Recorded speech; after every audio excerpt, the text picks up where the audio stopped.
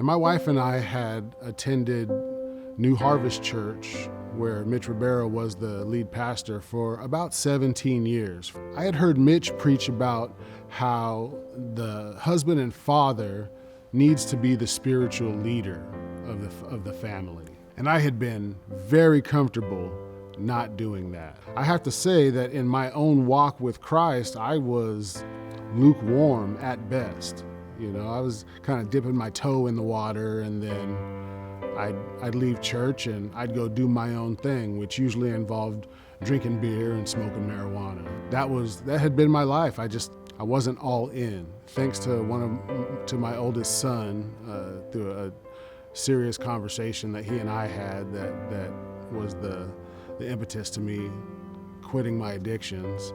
But in that time of being sober, I started to feel like something was missing. This thing was getting at my heart, saying, you've got to be that spiritual leader.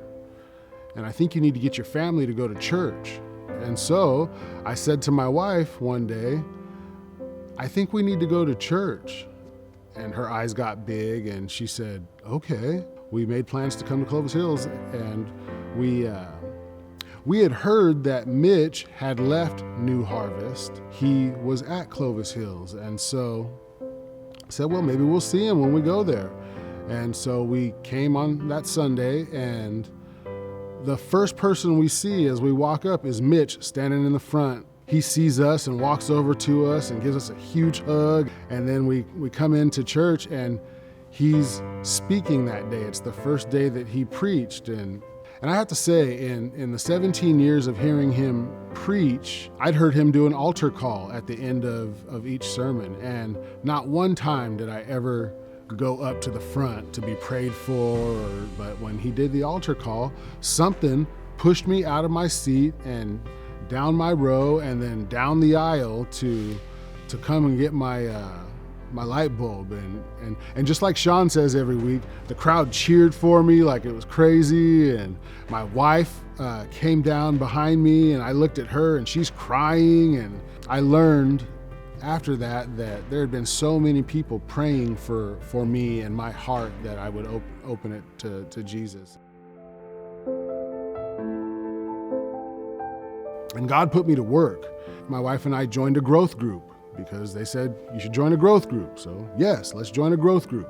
In the course of some months of being in the growth group, one of them, his name is Jerry Dickerson, he was serving in children's ministry and said that they needed some help and asked if I'd be willing to come help out. I was very nervous at the idea of that, but I said yes.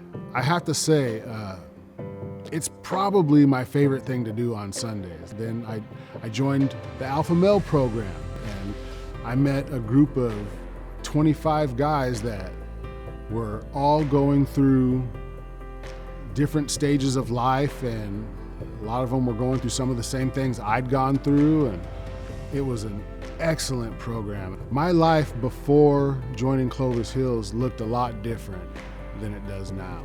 I was a rather selfish individual that was just kind of doing things on my own. But now, Jesus is in my heart, and he's given me a heart to serve, and he's given me a heart to say yes to him and to the opportunities that are put in front of me.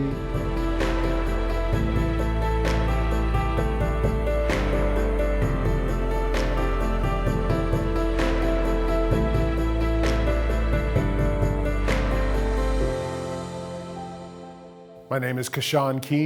I've been raised to life, and I'm all in.